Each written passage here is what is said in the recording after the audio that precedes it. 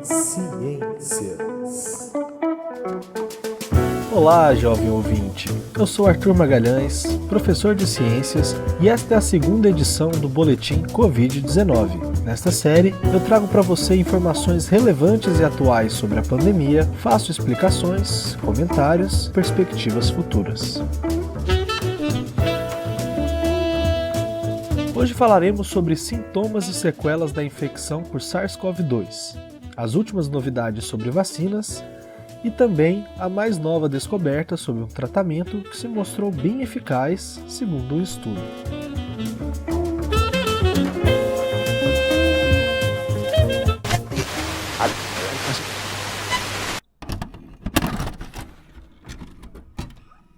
Antes de mais nada, vamos entender qual é a relação do vírus com a manifestação de doenças. Vírus são estruturas formadas por um material genético envolvido por estruturas de proteínas e uma capa de gordura. Por não possuir células e nem organelas, são inertes quando estão, vamos dizer, soltos no ambiente. Porém, quando infectam células, e isso vale para qualquer célula, de animais, plantas, fungos, bactérias ou protozoários, podem utilizar a estrutura deste ser vivo para se multiplicarem e, às vezes, de quebra, causar algum estrago. Por isso, os vírus são o que chamamos na biologia de hospedeiros celulares obrigatórios. Nós temos uma gigantesca diversidade de vírus em nosso planeta. É maior que a diversidade de todos os grupos de seres vivos juntos. E temos que pensar que os diferentes tipos e linhagens de vírus estão em interação com os seres vivos há milhões de anos, desenvolvendo um processo chamado de coevolução. Cada tipo e linhagem de vírus vai se especializar em infectar determinada espécie, e não só isso, determinadas células dessa espécie. Normalmente, prevalecem aquelas linhagens de vírus que melhor se adaptarem, ou seja, se reproduzirem e se espalharem com maior eficiência, utilizando as células hospedeiras. O vírus utiliza uma estrutura de proteínas para identificar e se ligar às células hospedeiras, que também possuem suas próprias proteínas na membrana da célula. É através desta ligação que o vírus consegue invadir o organismo. Lembrando que cada tipo de vírus terá afinidade com determinados tecidos do corpo e não com outros. Uma vez dentro da célula, o vírus controla as estruturas celulares para formar cópias do seu próprio material genético e se espalhar, invadindo novas células.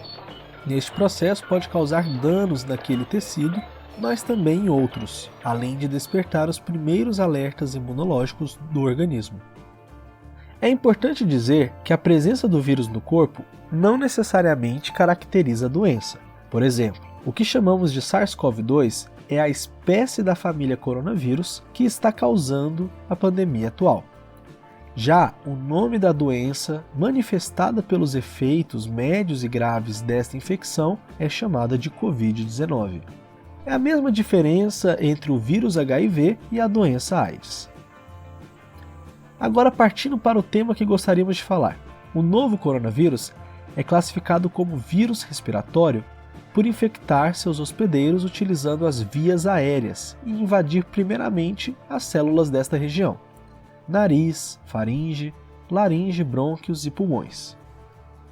Os principais sintomas estão relacionados aos prejuízos causados nestes tecidos e também pela resposta imunológica do corpo. Temos aí como exemplo a tosse seca, a perda de olfato e do paladar, febre e, em casos mais graves, os pacientes podem desenvolver pneumonia e dificuldade respiratória. Um dos quadros mais preocupantes é a chamada tempestade de citocinas, uma manifestação do organismo a infecções que acaba por fazer uma resposta inflamatória exagerada e descontrolada. O que, se ocorrer nos pulmões, por exemplo, pode levar a uma obstrução das vias aéreas e morte dos pacientes. Estudos apontam que as tempestades de citocinas podem estar relacionadas a altas taxas de mortalidade de Covid-19, assim como o que aconteceu com a MERS em 2012 e com a SARS em 2002, 2 pandemias do passado causadas também por espécies de coronavírus. Além disso, tem-se descoberto sintomas neurológicos como alucinações, sintomas cardiovasculares como inflamação no miocárdio, arritmias e insuficiência cardíaca, disfunção nos rins e até problemas gastrointestinais, como diarreia e vômito. Estes sintomas, que ocorrem fora das vias aéreas, podem se dar porque esses tecidos também têm receptores celulares semelhantes àqueles que os vírus utilizam para entrar nas células. Também podem acontecer por conta de reações imunológicas do corpo ou até mesmo por efeito dos medicamentos utilizados no tratamento. E agora vem a notícia mais preocupante. Alguns destes sintomas podem persistir por meses, mesmo após pacientes terem se recuperado da infecção. São as sequelas da Covid-19. Sequelas são alterações ou danos de longo prazo causados por doenças ou acidentes. Estudos têm mostrado que pessoas recuperadas de Covid-19, mesmo aquelas que tiveram casos leves, apresentam quadros de cansaço, dor de cabeça, alterações renais, alterações neurológicas, danos cardiorrespiratórios por meses após a doença. E não sabe-se ao certo por quanto tempo ainda carregarão essas marcas. Este cenário pode enterrar de uma vez por todas aquele pensamento de que há 2 tipos de infectados: os que são de grupo de risco e que desenvolvem casos graves da doença, e os saudáveis, que desenvolvem casos leves ou sem sintomas. Por ser uma doença nova e um vírus ainda pouco conhecido, os efeitos da contaminação a médio e longo prazo ainda são incertos. Se prevenir ainda é a melhor medida. Evite aglomerações, evite sair de casa sem necessidade e evite permanecer em ambientes fechados por muito tempo. E claro, use máscara.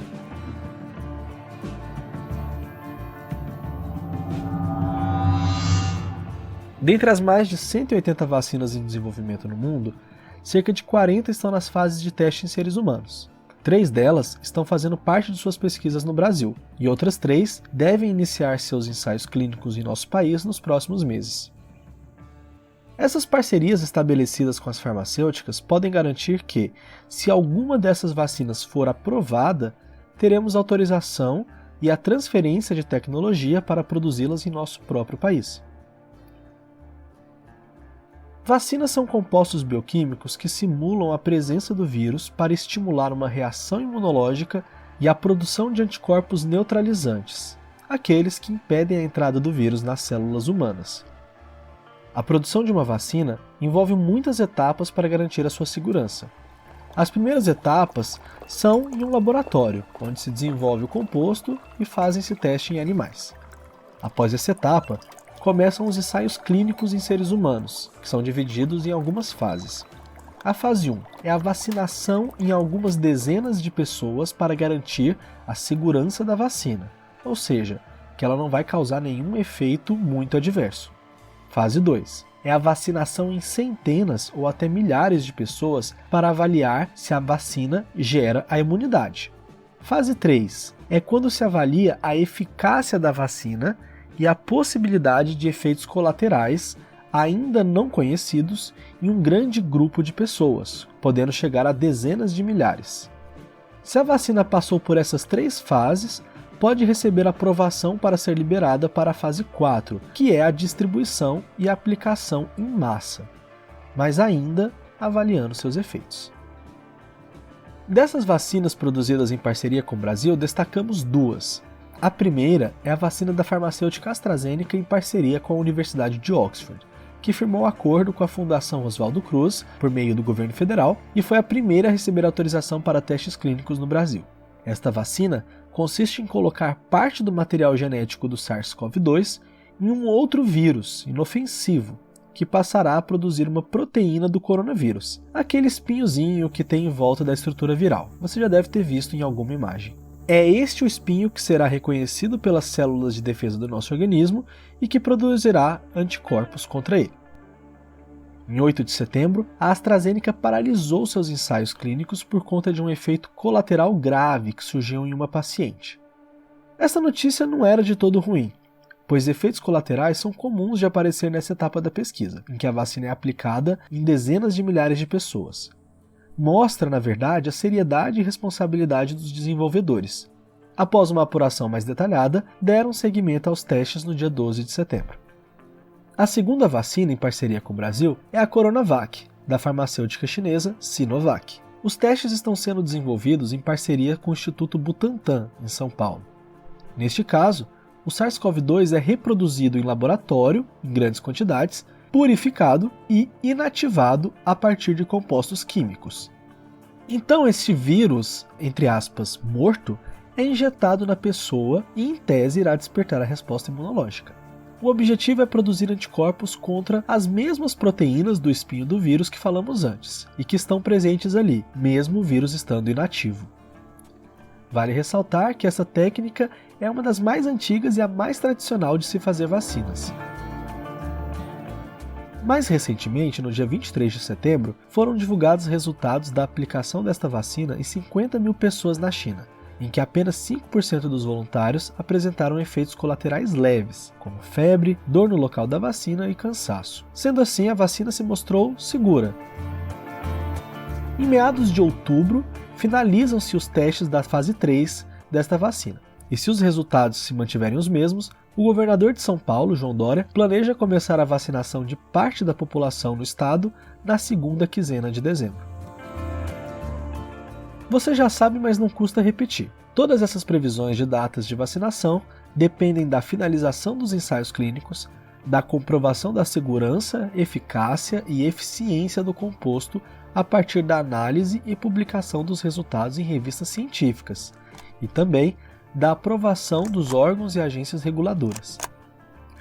As vacinas mais avançadas ainda estão na fase 3, que normalmente é a etapa em que são barradas até 90% das vacinas em produção. Mesmo após aprovada para distribuição, enfrentaremos alguns desafios, como capacidade de produção de doses, compra e logística de transporte e armazenamento. Algumas vacinas que estão em fase avançada necessitam de refrigeração de menos 70 graus Celsius, que é mais frio do que qualquer congelador. As vacinas que falamos neste episódio provavelmente precisarão de um resfriamento mais simples, mas este resfriamento necessita de uma geladeira estável e com instalação elétrica que não oscile. Será que todos os cantos do Brasil conseguem oferecer essas condições? Apesar dos anúncios dos políticos, devemos ter cautela e paciência no que se trata do processo de pesquisa, produção e distribuição de vacinas. Vamos torcer para várias vacinas seguras e eficientes serem aprovadas para termos opções acessíveis para o nosso país, estados e municípios.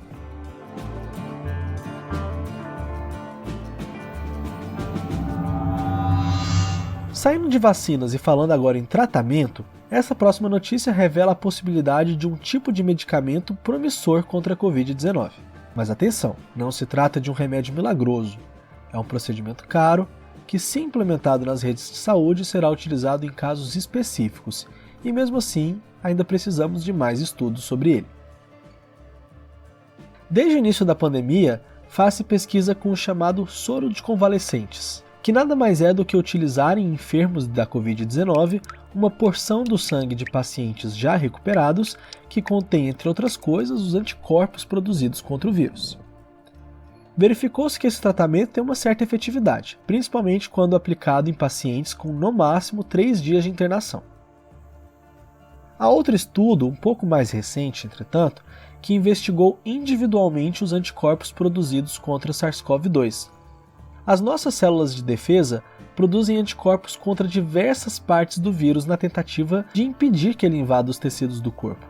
A pesquisa busca saber a efetividade e eficiência de cada um destes anticorpos. Selecione aqueles que garantem um melhor bloqueio na ação do vírus e produzem cópias do material genético da célula que produziu este anticorpo. Com essas cópias, ou podemos chamar de clones, é possível sintetizar esses anticorpos em larga escala nos laboratórios. A esta técnica damos o nome de anticorpos monoclonais. O estudo mostrou que, quando aplicado em pacientes de forma precoce, reduziu a taxa de internação em até 72%. A notícia é animadora, mas vale lembrar que este não é um tratamento preventivo ou que você vai poder comprar em farmácias. Caso este protocolo seja aprovado, será destinado a pessoas em grupos com comorbidades, idosos e demais pessoas que possuem maior risco de internação. Também são necessárias mais pesquisas sobre a efetividade deste tratamento em pacientes que já estão internados. Apesar de boa notícia, ressalto que a ciência não é feita de milagres e nem devemos esperar por eles. São necessárias várias ações coordenadas por parte da medicina e das instituições de pesquisa, mas também políticas públicas e até mesmo ações individuais no sentido de diminuir os riscos de transmissão do vírus.